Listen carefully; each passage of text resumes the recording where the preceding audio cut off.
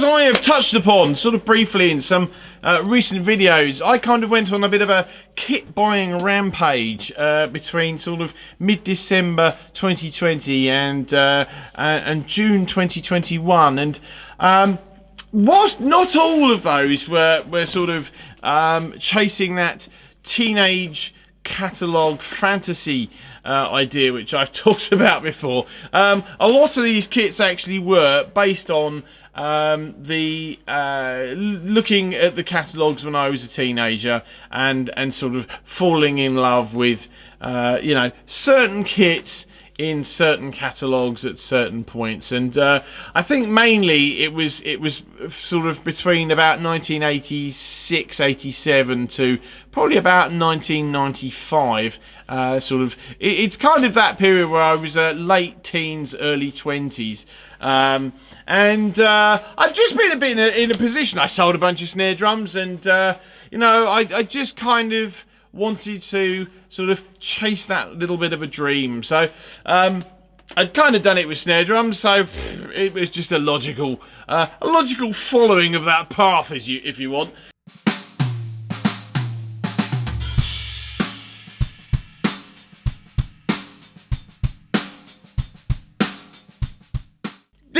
I've kind of touched upon my favourite kits before, and it's generally always historically been the Tama Star Walnut and the Craviotto kit. But as I said, things have changed. I've got basically a whole bunch more kits. I think I bought about 8 kits in that little time frame. Or it might have been 7 kits, and I bought one in March 2020 as well. I think it was about 8 kits, 7 or 8 kits. I don't know. I still don't know how many kits I own. It's kind of a thing now where I just don't know. I'd rather be oblivious to it and just not know. I kind of walk around like this a lot in here, so I don't see what's up there. I've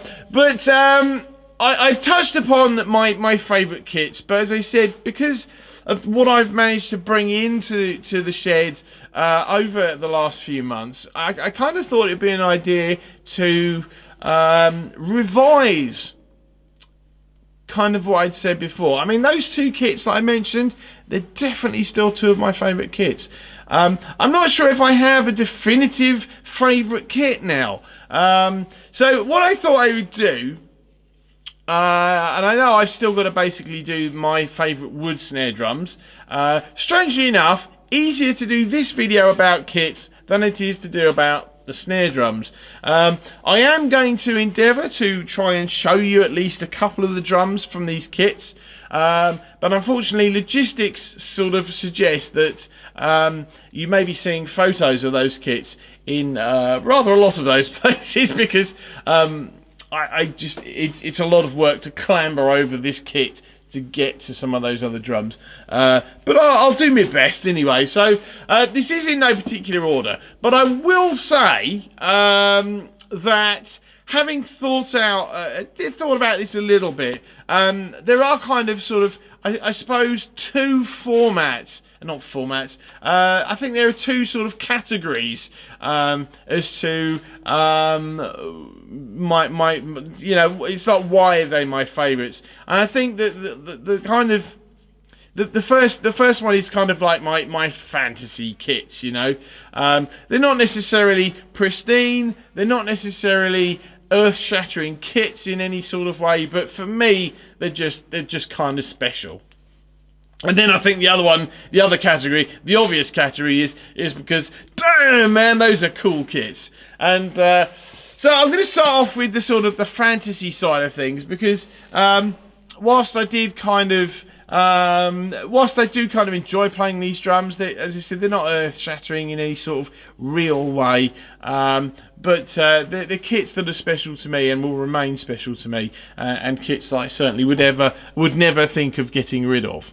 So the first one that comes to mind that basically fits that criteria is the good old Tama Grand Star in Cherry Rose. Now, as I said in the video I did for this a couple of years ago, I first fell in love with the idea of a Cherry Rose, and let's Cherry Rose read pink, Grand Start in, I think it was 1987.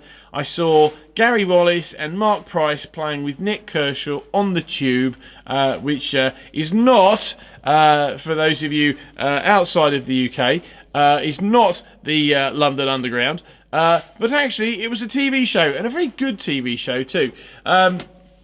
But I fell in love with that kit then, and I think it was the colour, it was the lugs, it was just the whole sort of setup. It was so cool. It really was, and it stuck with me. It took me 30 odd years to buy a set of the damn things, but I did buy some in the end, and I've very much enjoyed them ever since. Yes, hopefully I may actually be sort of slightly expanding that. I'm maybe expanding that kit just a little bit in the near future. I'm not sure, but. They're thick shells, as was cool at the time, certainly between sort of the period I mentioned, sort of 86, 87 to about sort of 95, 96. I think that's my personal favourite period for drums. Or certainly historic drums anyway. A lot of people love stuff from the 60s and the 70s and before that, and the real vintage stuff. My favourite period is kind of about 87 to 95. Maybe a little leeway on either side of that, but the Grand Star is, for me, one of the kits that kind of started a new era for Tama. Before that, they kind of, they had the Superstar and the Imperial Star, and there's a Swing Star up there, which is one of the early 80s ones. I think it's an 81. It might be an 82. But for me, the Grand Star was kind of like a bit of a new era, and it was the revised Swing Star kit as well, or Swing Star line that was out around the same time as that Grand Star, and then you've got the Art Star 2 as well. It was just a bit of a sort of a that was when I was getting into drums. That was when I was noticing drums, and certainly they were the kits that I was seeing in like Modern Drummer and Rhythm at the time I started getting interested in drums, which was in late 85. So, which is obviously that's slightly before these drums were introduced, but not by much. So I'd kind of just started getting into drums, and then suddenly had these fantastic Art Star 2 and Grand Star kits, and then I particularly remember seeing like the revised sort of white Swing Star kit, and it was all very cool, and it was all very sort of flash, and boy, that was a great period for drums for me. So the Grand Star, like as I said, like many of the drums of that era, thicker shells. I can't remember the specs off the top of my head, but they were a thicker shell, quite heavy drums. They do project well. All power toms. No standard sizes in there, or certainly in here for those drums anyway. But it was thicker shells and power toms and square sizes was definitely the thing in the late 80s, and that's going to be a theme that definitely comes up with some of these kits as well. But so the Grand Star is the first kit. I love playing that. It's just one of those kits that just makes me sort of almost feel 15 again, really, and which is funny because up until I bought this kit a few years ago, I actually had never played a Grand Star, but it's one of those things that it just evokes something from within me, and it's just massive nostalgia thing, and I absolutely love those drums. They're not, they're not pristine. They're very much a player's condition, and that's fine because I like playing them.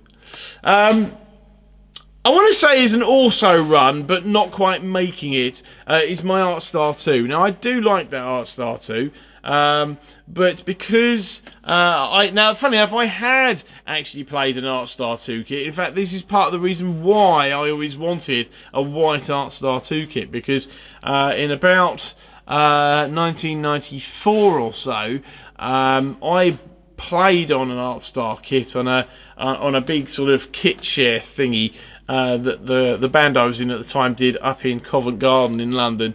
And I can still remember that now. I can't remember much else about that gig, but I remember playing on a white Art Star 2. And so, I mean, I love the Art Star 2. I love that I have it. I don't think I could ever get rid of it, but I had it rewrapped because it was a slightly later. I think it was Jewel Blue. I think that's Jewel Blue.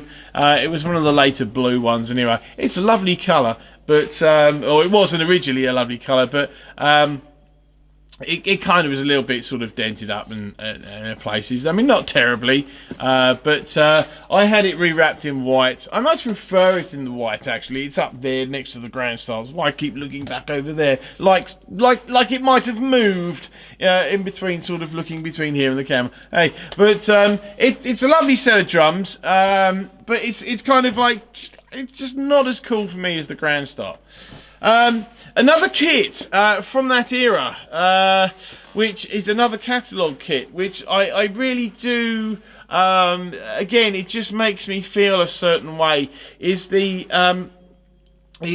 Sequoia Red BLX Pearl BLX? There's going to be a lot of pearl on here. A lot of Tama, a lot of pearl.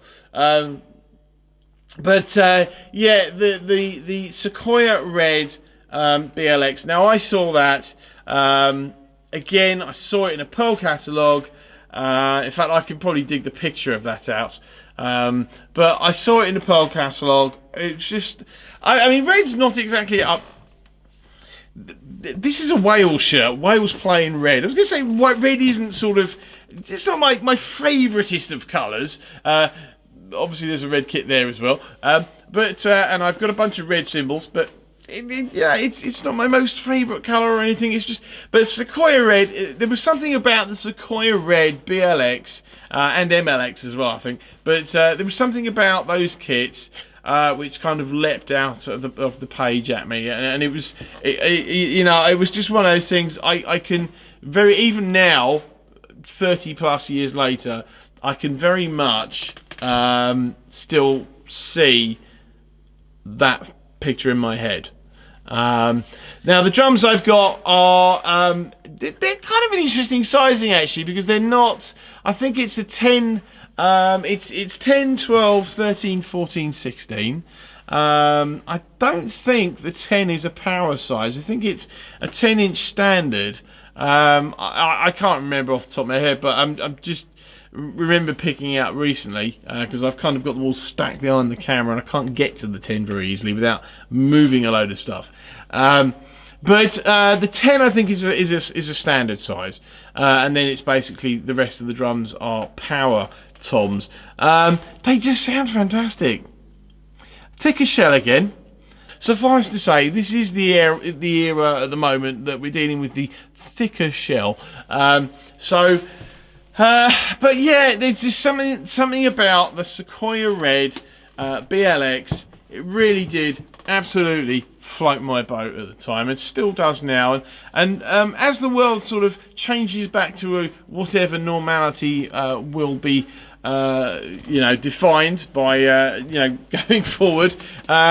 I am now in another band, so I'm looking forward to getting out and playing a bit, and I'm going to very much enjoy taking a lot of these kits out, but I'm going to enjoy taking that BLX out particularly. At the moment I've got it set up, if I was to set it up in here, it would be 10, 12, 13 across the top, and then 14 and 16 on the floor. The 14 is actually on a rims floor mount. It's not actually a floor tom, but I've put the rims floor mount on it, and because I just kind of like 14s on the floor for the most part. So that's kind of fun. But so that's definitely another one of my personal favourite kits. Another one, sort of, I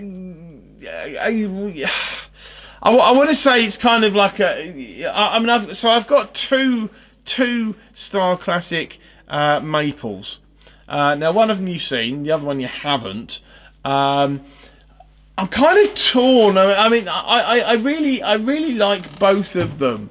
But I think the nostalgia one is actually the violet shade maple. It's 10, no, sorry, it's 8, 10, 12, 14, and a 22 kick drum. Now, the not my preferred sizes in the sense that I don't really dig a 14-inch floor tom these days with a 22. If it had been a 20, it would have been more fine for me. But I saw the violet shade. I saw Joel Rosenblatt. I saw Kenny Aronoff with one. And I think when the Star Classic line came out in sort of 94, 95, in that catalogue, and it's something I'm going to do with one of these kits sooner or later, it's have the clear front head and the clear back head so you can just see straight through that bass drum. I still love that look, and I've still not done it with any kits. But seeing that Star Classic Maple kit, well, in fact, any of the Star Classics of that period. Certainly, there was a natural finish one as well. Again, all big power toms, and in fact, the both of the Star Classic kits have semi sort of silly sizes on them. Certainly, I actually thought when I first bought the the green sparkle home.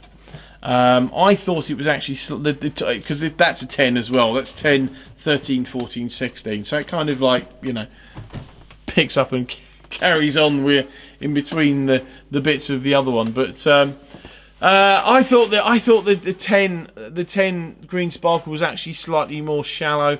Turns out they're both the same size, and I think they're both square sizes. So I think it's a 10 by 10. It looks bloody stupid, to be honest. In fact, it looks stupid looking at it up there. It looks even more stupid when you just have a 10-inch tom at the front of the kit. Because, like, you know, 10-inch toms generally are about that. This one's kind of like... This one's just huge. And it's got die-cast hoops on it as well. It just looks massive. You know, it looks so silly, but they are such wonderful drums. I love the Star Classic line. I have 3 Star Classic kits. The other one being a Bibinger. And it's just that original Star Classic, because I've got the matching snare drum for the violet shade, which I got in 1995, and that was at the time, as you do when you're a lot younger. Well, certainly I did when I was a lot younger. I never had any sort of concept of being older and possibly having a little bit more money in my pocket. So I thought at the time, I'll buy a Star Classic Violet Shade snare drum, because I'm probably never going to be able to afford to own a kit. I've had that kit for a few years now, but it was certainly over 20 years between buying the snare drum and then subsequently buying the kit. But I love that violet shade for nostalgic reasons, because it's just it kind of represents something that I never thought I would have. It represents something which I really thought was cool at the time, and it also kind of like, I mean, many of these drums, like I said, the period between sort of 86, 87 to sort of 95, 96. Went from really stupidly thick drums with deep shells to quite thin drums with potentially not so deep shells. Even though those ones up there are actually power toms, you kind of went from one end to the other, and I just like the contrast on that. It just makes me sort of chuckle a little bit. So moving on to, and this is an interesting one, because I've talked about this. I talked about this many times. I kind of fantasized about this many times. In fact, it took me 30 years to be able to own one of these kits. And this kind of actually, funny, this is probably the perfect kit to bridge between those two different categories. The sort of fantasy kits to, damn, these are just cool drums. And this one is I'm going to be able to show you, because I managed to grab one earlier. Here's one I made earlier, as they used to say in a well-known British children's TV programme. So this is, again, well, obviously it's a power tom. This is a Pearl Custom Z or Custom Z. I tend to refer them to as Custom Z, but this is a 10-inch tom from a Custom Z kit, which I was very lucky to be able to pick up just a little while ago. In fact, I think this was the last kit I got. I wanted a set of these drums forever, and it was thanks to sort of two people, Chris for putting me onto them, and then Dan for well, basically letting me buy them. So this is actually, despite the fact that, I mean, it blows my mind, especially given what I just said about that 10-inch tom, the Star Classic 10-inch tom. This is actually a 10-inch tom. It feels so much bigger. It really does. I think it's all the hardware. This is a 10-inch tom. I have a kit, and I will do a full video with sound file and everything, obviously. This is 10, 12, 16, 22, and I have the matching snare drum there, which I've had for a little while now. But where do I start? I mean, I wanted one of these because I saw one in the catalogue. I wanted a set of these because I saw them in John Shearer's Talking Drums, which was a shop in London. Which, funny enough, and I know some of you will actually see this video, so you know who you are. But it was funny that a bunch of my friends, all individually, we all saw the same kit in this shop, and we all have the same, I think, fondness for this set of drums because of, I think, largely because of basically, well, you know what, the same two things: seeing it in that shop in person, and also from seeing what the one or two photos in the Pearl catalogue when these things came out. Now, these are some of the best drums that Pearl has ever made. These were probably still the most expensive drums that Pearl has ever made. These drums, even a 5-piece kit of these in 1987 when they came out, were phenomenally expensive, like $4,000, which might not sound a lot today, but you've got to go back 34 years and then see how much $4,000 odd were. You know what that equates to in today's money. Yeah, these were phenomenally expensive, and I mean, most of the reason why, I think, is because they are phenomenally thick. These are tremendously thick shells. I think it's like 10 ply or something. As I said, I will do a full video, so I'm not going to necessarily go through all the specs now, but these are just phenomenally thick shells. These are some of the thickest shells I think you'll ever find. I mean, just this is a 10-inch tom, probably weighs as much as a regular 12-inch tom. I mean, then you got the 12. The 16-inch floor tom is laughingly heavy. I mean, it's to do with the lugs. I mean, which is ironic, really, because the lugs are probably the weakest point of these drums, in the sense that the metal that they used at the time wasn't particularly fantastic, and they were quite prone to sort of cracking and breaking, which is why the kick drum has had to have some non-original replacements put on the bottom. It doesn't bother me, and you can barely see them anyway when the kit's set up. But you know, it is basically what it is. The kick drum is actually 22 by 18, which I understand was a slightly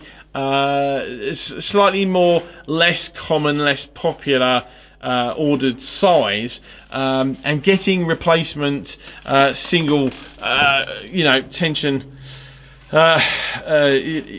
tension lugs is difficult, or nigh on impossible, I think is probably more fair to say. But you know what, they're just, I've had them set up. I had them set up for a couple of weeks, and they were just so much fun. I mean, to be honest, they're sat next to the camera, which in an ideal world, kind of I wouldn't have, but I'm kind of now at the point where I'm sort of +1 on the amount, +1 kit to the amount of space I actually have available. I.e., basically, I'm now 1 over where I ideally would have been, and I have to have a kit stored on the floor there. It kind of eats up into the room a little bit, which is a pain. But the plus side of that is that I get to look at these things a lot more than I would do, which, if I'm sitting here playing, is not a bad thing. I think for me, this was a combination of several things. It was a combination of seeing that double bass kit in the catalogue. It was seeing these drums in person, and it's basically a champagne bird's eye finish. Now, they did do other finishes on these drums, but as far as I'm concerned, these are the only drums that ever existed, because they were just so cool. They still are so cool. These are still, even now, very sought after drums. And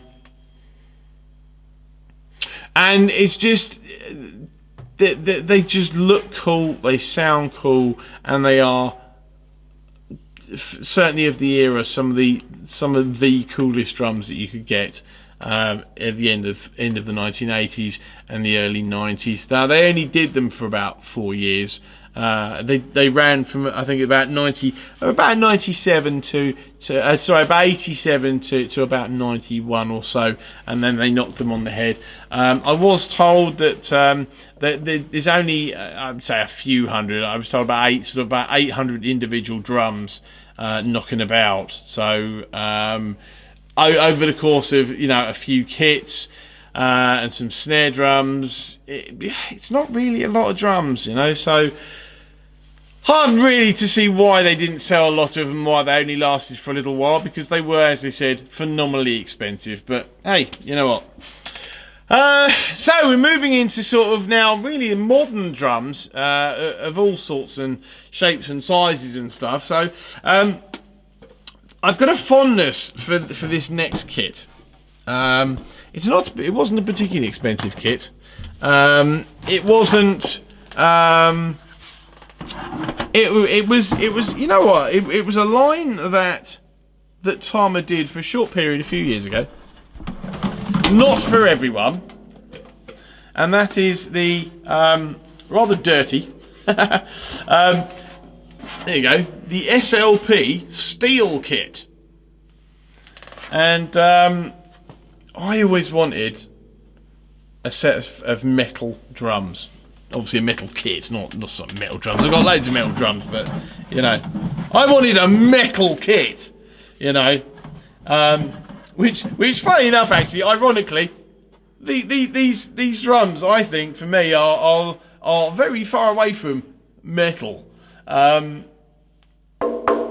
are, I think from memory, they're 1 mil thick steel shells. They only came in 13/16 and 22 by 16 kick drum. 13 isn't my favourite rack tom size. I much prefer a 12 by 8. This is a 13 by 9. Despite that, I absolutely love this kit. I really do. I don't play it, or I rather haven't played it for a little while, which actually does make me a little sad inside, because they're fantastic drums. And the thing is and this, sometimes, a lot of the time when I get a new set of drums, these are a brand new set of drums. When I get kits, certainly second-hand kits, I tend to need to change the heads on them, unless, like in the instance of the BLX, the shop I bought them for, basically from, completely reheaded it top and bottom. I didn't need to basically get any new heads, and that was wonderful. It was obviously included in the price of those drums.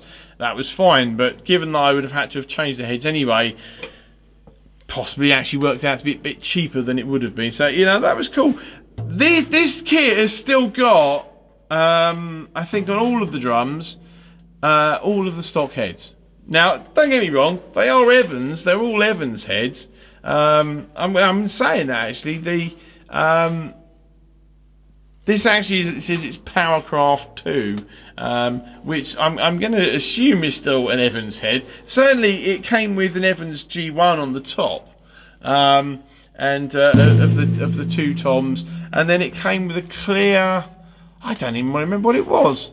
Like a clear G2 or a clear G1 or something like that on the front, on the back batter side of the bass drum, and then it came with just a regular sort of Tama head on the front, and I've just kept the stock heads on it, and I love the way these drums sound. I mean, it's just, you'd think with being metal drums that they would do lots of things that quite frankly they just, I suppose they do, but at the same time they're just not what you think. You'd think they'd be sort of loud and quite sort of harsh and overly ringy maybe, and just these drums are warm.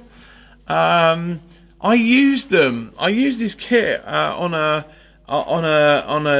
demo I did, a sort of 4-track demo I did for a blues band I was in for a little while. I used it on the whole thing. I recorded it in here. In fact, I think I've posted a couple of tracks from that a few years ago.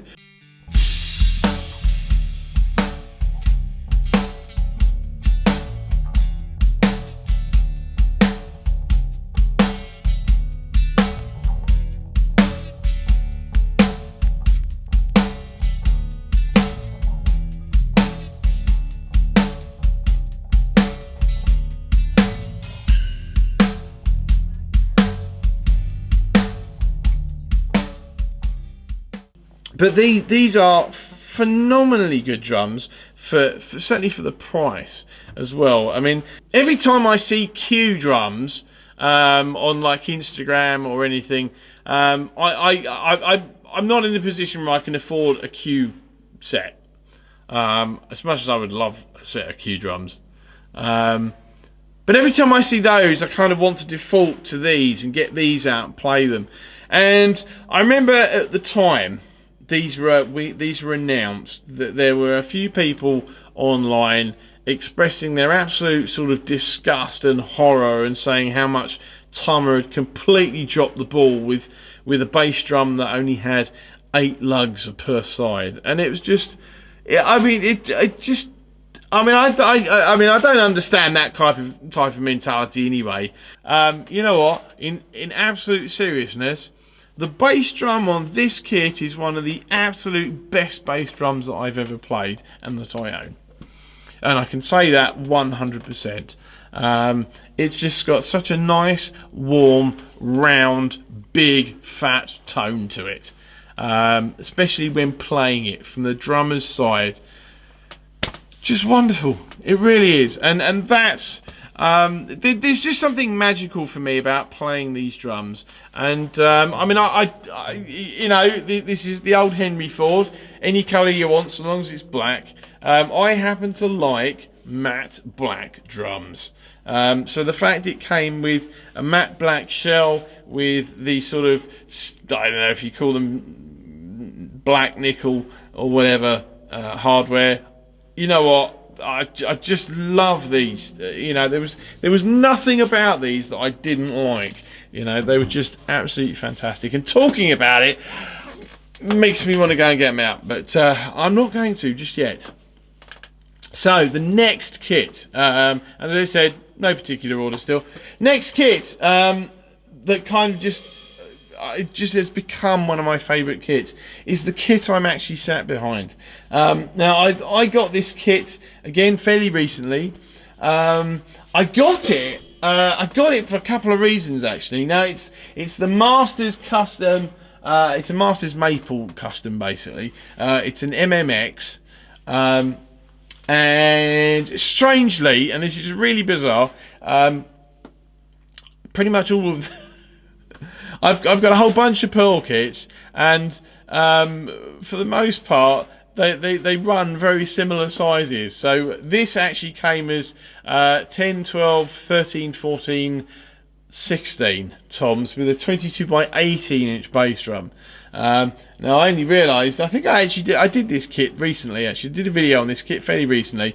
I only realised that it was an 18 inch bass drum when I tried to get it through the gap in the door here, and realised that it seemed to be a bit more snug than I was expecting it to be, because I got such a low clearance between some of the fixtures out there that are kind of in the doorway, which I definitely really didn't give too much thought to when I set up that room.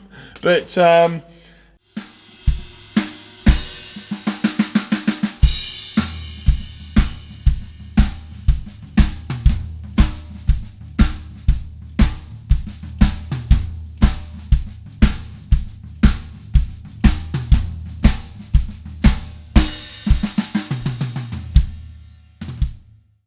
this is only the second kit I've got with gold hardware. I'm not the biggest fan of gold hardware, but in certain situations I think it works and it looks nice. The other kit is the green sparkle Star Classic. Now I think because 12 and 16 inch toms, kind of one of those standard things. So the gold's kind of like worn off a little bit in places on the 12 and the 16. The 10, the 10, the 13, and the 14 are slightly better sort of condition, hoop wise and gold wise, really. But the more I play these drums, the more I fall in love with them. I always wanted a Masters kit, and I wanted a Masters kit with the rectangular badge particularly, because that was the era where I just fell in love with them. But Steve White had a green Masters kit, and I remember seeing him play.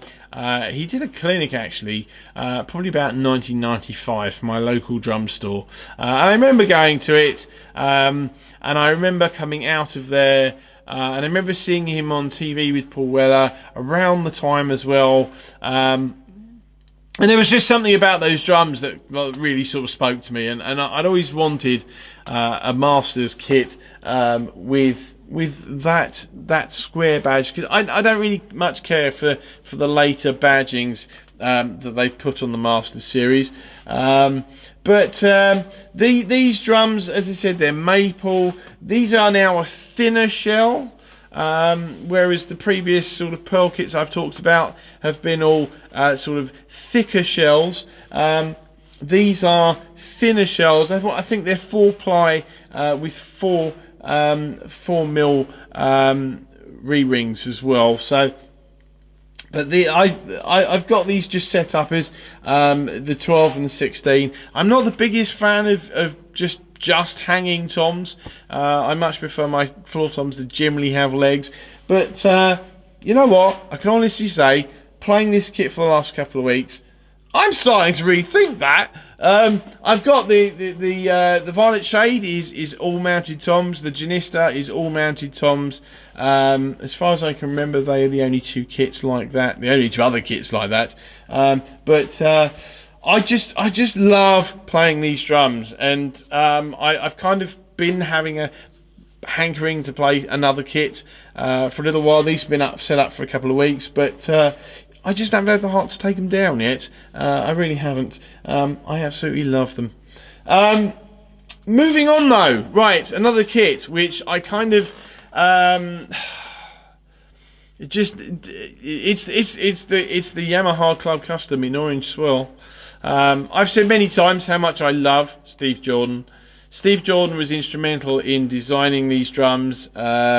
Although I think, ironically, the prototype kit that he ended up having was a 3-ply, but they didn't actually then subsequently put a 3-ply kit into production. The Club Custom is actually a 4-ply shell. But Steve Jordan, I mean, I remember seeing Steve Jordan talk about these drums at the time when they came out about 10 or 11 years ago. I don't know why I kind of didn't pursue them at the time. I really don't, because I thought they were cool when I saw them, and you know, Steve Jordan had a hand in designing them. What's there not to like about that?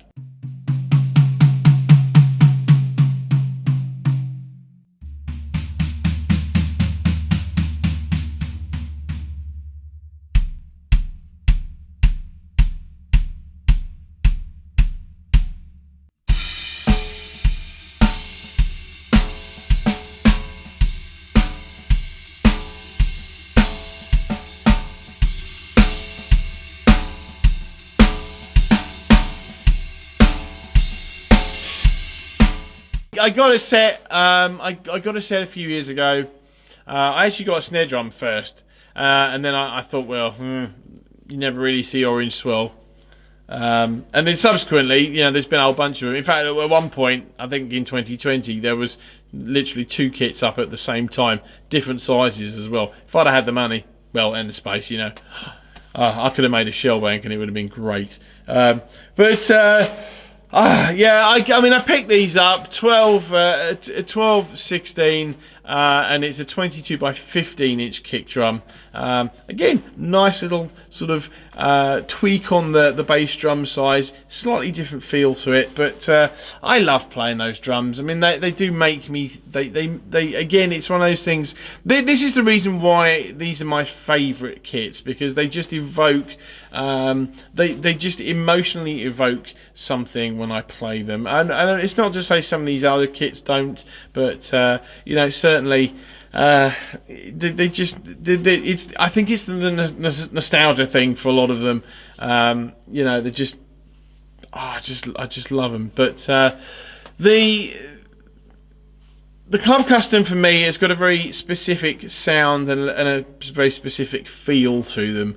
I don't. There are certainly a lot of things I wouldn't put them up for. There are a lot of other things that I would put them up for. But I just love them. I love playing them. I love the look of them, and I just love the way they make me feel overall. So, right, next kit. Next kit. What was I going to say? Oh yes, right. Okay. So the SQ2, Sony SQ2. I think that was one of my earlier. I mean, I've had that. I got that set in 2010. That was after I'd basically been to the Sony factory for their big open day in 2010, and I reviewed a set for MikeDolbear.com prior to that in, I think, 2009. They fantastic set of drums then. And I kind of went to the factory, saw how they made them, and I was like, you know what? It's hard not to. It's like it would almost be rude not to buy some now. So I ordered a set. It took a little while to turn up because they are sort of, you know, sort of not custom made drums, but they are, you know, they are designed to your specific design. Yeah, I love them. 8, 10, 12, 15 floor tom with a 20-inch kick drum. And I think, looking back, I was very much at the time, I was very much in the headspace of using 20-inch kick drums and 14-inch floor toms. And I went for the 15. I think it's the only 15-inch floor. Yeah, it is the only 15-inch floor tom that I have. It's the only 15-inch tom I have, actually. Specifically, I think because I wanted something that wasn't a 14, but also wasn't as big as a 16. I kind of just wanted something in the middle. And as it turned out, worked out perfectly. Obviously, I cannot play like Gavin Harrison. But you know what? When I set all three of those rack toms up, and the floor tom as well, but specifically the rack tom, you can definitely hear the same fundamental sound in those three toms that Gavin Harrison gets out of his on his kit. You know, I can definitely hear it. Can definitely hear it. Those are birch shells. In standard sizes as well, standard depth. So it's as I think it's 8x7, 12x8. So 8x7, 10x7, and then 12x8. I think that's right. And then I think it's a 15. I think it's a 15-13 and a 20x17-inch kick drum. Fantastic drums. They really are. I don't think it's. I mean, the only limitation for those drums is the kick drum size, really. And even then, I don't think it's. I'm not convinced it's actually really a limitation as such. It's just, you know, obviously 20s can only do certain things, and you can't get a 20-inch bass drum to sound like a 26. But yeah, fantastic drums. I love those. Cherish them. I'm not going to go too much depth with the Craviotto and the Star Walnut because I've talked about them so many times before, but you know, they are there as well. But then I've got another one of the more recent kits, and this was actually part of the reason, I think, part of the sort of the inspiration for doing this video, and that's these drums back here, which again I haven't actually yet featured on the channel. I don't even think I've done any videos where I was playing them. That is, well, that's two of the three toms from. They are the Pearl Reference Pure in what is it? Satin Rose Gold, I think it is. Now, this kit was kind of a combination of three things. It was hearing about the Reference Pure line, which I think is quite a cool concept. And if you're not familiar with the line, I'm not saying this is unique to just a Pearl, or that they were the only company that ever did it, but different sizes, the different size drums have different wood configurations. So there was that was the first thing. I saw that concept and kind of thought, that's kind of cool. I like that. The second one, and this was the colour, David Kohler. And if you've not seen David Kohler, you should check him out. He's an amazing player. Absolutely a chops monster. But he had a set presented to him, and his was like a bop kit, so it was like 12, 14, 18. But I saw this kit. Oh, sorry, and the third thing was basically, I've spoken about this many times. Right time and right place. I saw this on Graham Russell's website. It was significantly cheaper. I think possibly because they've had it in there for a long time, but it was significantly cheaper because I think it was just a little bit shop soiled, which is fine because shop soiled generally means the head's a bit played. Who cares about heads? But it was significantly cheaper than anywhere else, and it was just like, why not? And I got them here, and when I was able to set them up, there was more to that story. In fact, actually, there's quite a lot to that. So I'm going to save the specifics of the story for when I actually do the full video for that kit. But it turned out to actually, ultimately, the whole thing turned out to be quite it's an experience I can laugh at about now. But when I was finally able to set those drums up, it was so much joy I had from playing them, and I do get from playing them too. I had that kit set up for a good couple of weeks. I kind of didn't want to take it down. It's one of those kits, and you know what? I haven't even played the 10 yet. That's the funny thing about that. I had it set up as I don't think I have anyway. I'm pretty sure I just had it set up as a 12 and the 16, and if I had a big enough room, there are certain kits I would permanently keep up, and that would be one of them. It's just lovely, lovely, lovely set of drums.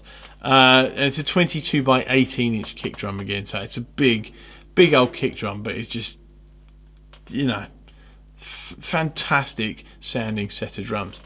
And there's another kit as well, which actually I'd forgotten about, and that's my Pearlwood fiberglass, and this genuinely is a favourite kit of mine, because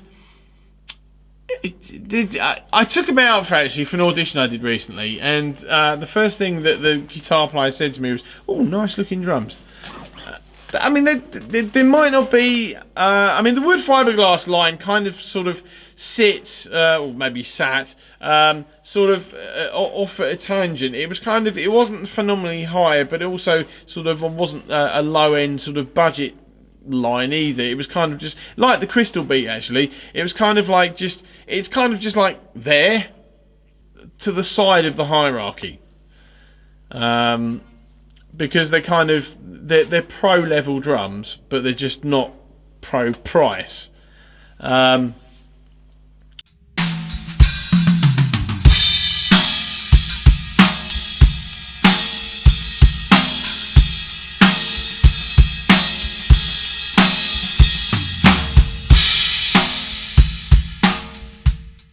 But I genuinely used to look forward to, with my old band, that was my gigging kit.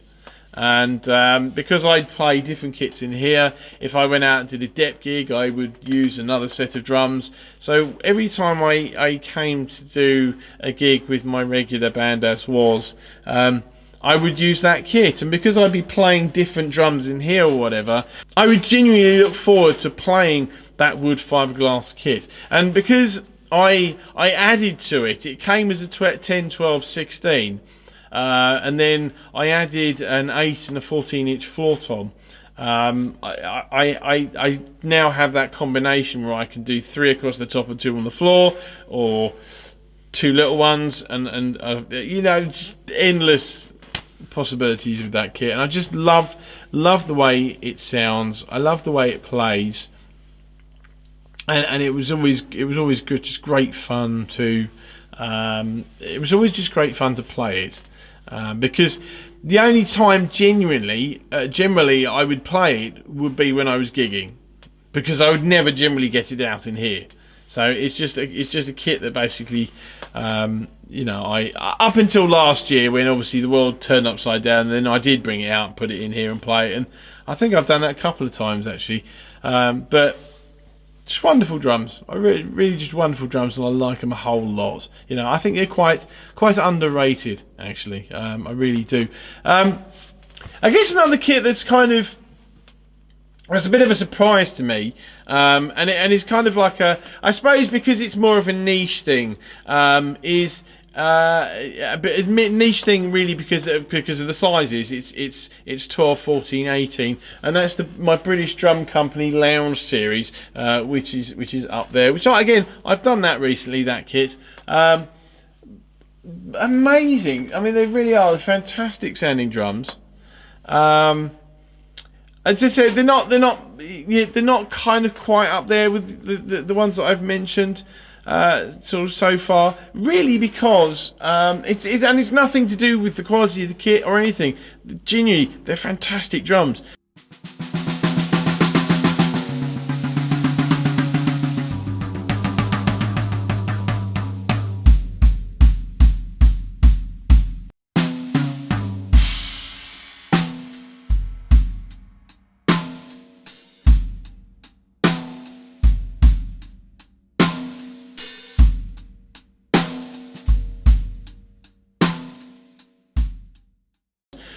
But it's just the kit sizes. But obviously I bought that kit knowing that those were those sizes, and I bought that kit knowing that it would be a niche thing. I wouldn't necessarily be playing those drums all of the time, because they're kind of only going to work in sort of certain situations. But so for that reason, they're kind of just sort of a special mention type kit rather than anything else. Yeah, I think that's kind of it. I mean, certainly my three favourite kits. I think my three favourite modern kits would be the Craviotto, the Star Walnut, the Pearl Reference. I think my favourite. Well, I was going to say vintage there, but yeah, 30 years isn't really vintage to me. My favourite sort of intermediate years kit, I think, would be the Custom Z. And I think just as some special mentions as well, the Sakai Trilogy kit in Mod Orange, because that's kind of just a modern vintage kit for me. It's not something. Again, it's like the British Drum Company thing. If I was doing a sort of a blues type band, you know, I'd say about blue. If I was doing like a blues band, and I kind of needed that sort of smaller sort of kit sound. There you go. I've got the kit for that. If I was doing a sort of a more soul type thing, then the Trilogy would be one of those things that I would look to play. They're a great set of drums, great sizes. In fact, they're the perfect sizes. It's sort of 22/16, 12 by 8, 16 by I think it's 16. You know, great sounding drums, but not really sort of drums that I would really sort of look to use all the time.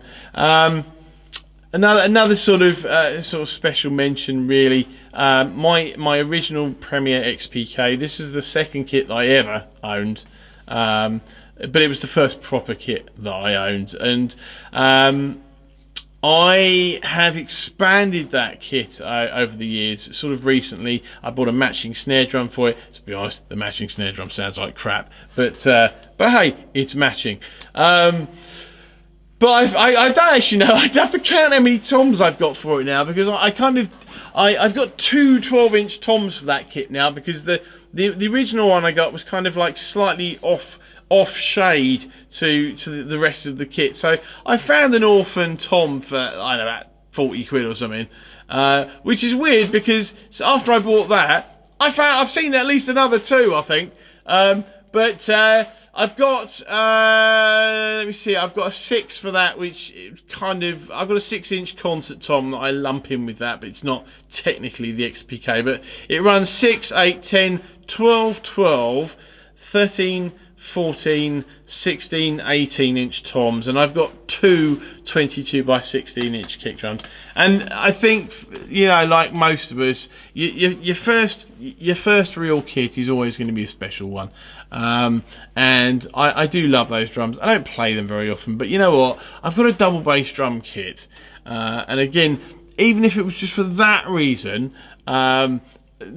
you know, I can't play double bass drums particularly, nor do I really ever want to or can visualise myself being having a need to play double bass drums. But you know what? I have a studio, and sometimes stuff is just fun to do. And setting up a double bass drum kit with absolutely loads of toms is something that occasionally I do like to do, and it's a bit of fun. I think the last special mention kit I have is the Tama Star Classic Bubinga, which is in light jade finish. It's a Chinese made Star Classic, so it's a more recent one. I like it. You know what? I mean, people sort of. I know Simon Phillips is sort of big on the sort of the specifics and different feel of Bubinga and maple and this and that. I don't play drums enough on a daily basis to really be able to tell the physical difference between, you know, how a wood reacts under the stick, and I'm probably never going to be in that position. But the light jade finish looks fantastic. The shells are slightly, it's 10, 12, 16 again, but they're kind of like slightly more shallow, I think, sizes, so they kind of react slightly. I mean, compared to the other two, they're standard depth toms as well. They're not power toms. But yeah, it's a 22 by 18 inch bass drum grid, so it's a slightly deeper bass drum. So it's different sizes, sort of variation on a theme. But you know, they're great. They're great looking drums, and they're great fun to play. And it's a kit that I haven't actually brought out for a while. And it's a kit that I sort of sit here and I look up, because it's literally right in my eye line to look straight up there, and it's there, and it's sort of reminding me that I need to get it out and play it, because you know, as I said, great set of drums. But I think, as I said, overall though, my four favourite drum kits, if I can make that five. Fifth one will I get? You know, I'm pretty sure I've missed something here. I mean, that's not to say I've not talked about all of the drum kits I've bought recently, but I mean, there's another Pearl kit, 4 toms up there. There's another Tama kit, which embarrassingly I've had since December. Still haven't played it, which is terrible because I've just gone silly. But oh, you know what? I'm just going to keep it to my favourite 4 for now. They're my most favourite 4 kits. The Craviotto, the Walnut, the Reference Pure, and the Custom Z. There you go. I don't know how long that was, but the camera's telling me I'm running out of space on the card, so it must have been a while. Thank you for watching. I hope that was a bit of fun. See you next time.